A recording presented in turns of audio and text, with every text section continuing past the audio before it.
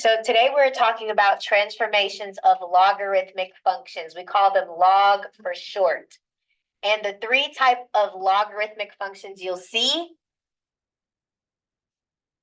is when the base is 10, they normally don't write it. If it's blank, the base is 10.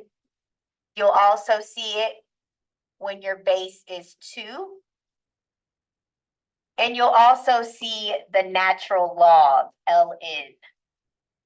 This is called the natural log.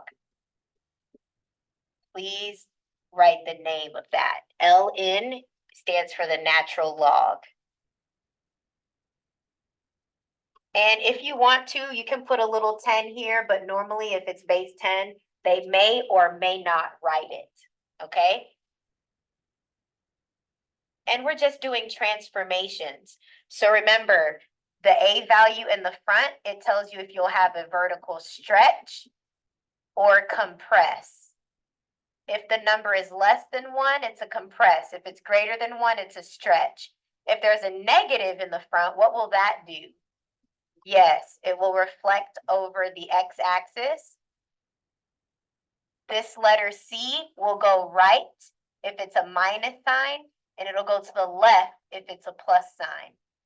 And the D value, if it's plus, it will go up. If it's a minus, it will go down. So let's do a quick example. I'm going to do number 4 with you. Okay, so I have a 1/3 in the front. That is a vertical compress. 1/3 is less than 1, so it's a compress by a third. My base is 2. That is not a part of the transformation. This right here, what will that do? Good, right? 1. And the plus 2 on the end? Okay, based off of my transformations and the function that they gave us, we can figure out the asymptote. Remember, for logs, you have a vertical asymptote. And your equation is x equals. So guys, what do you think it will be? Yes, x equals 1. So for logs, it is determined by the right and left movement.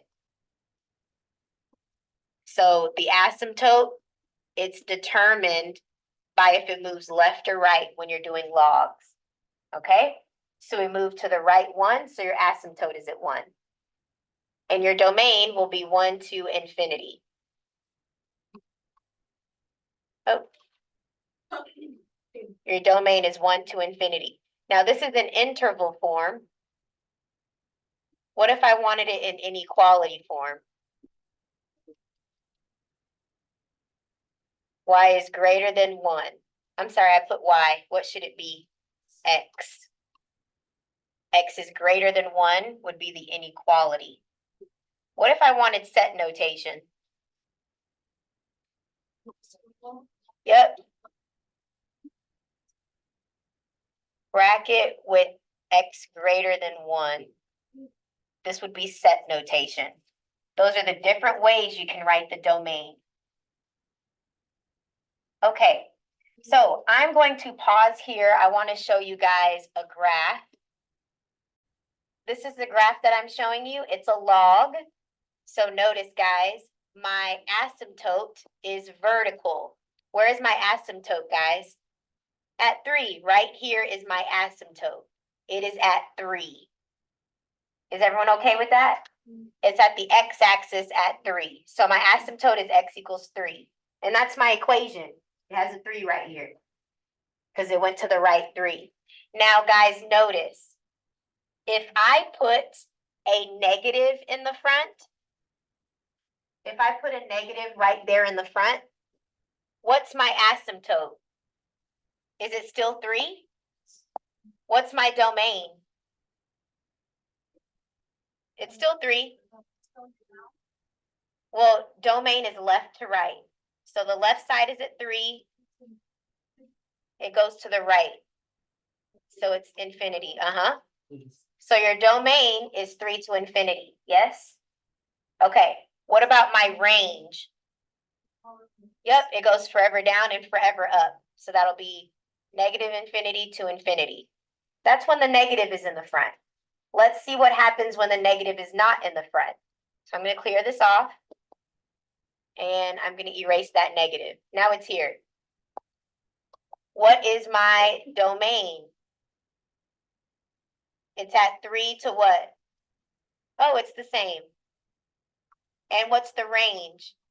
Yep, bottom to top, it's all real numbers, negative infinity to infinity. So guys, if I have a negative in the front, it doesn't affect anything. Your graph looks different, of course, but your domain and range didn't change and your asymptote didn't change. Okay? So you guys are always going to look at this number in the inside to determine what your domain and your asymptote is. All right. So I'm going to end here. You guys can do the rest.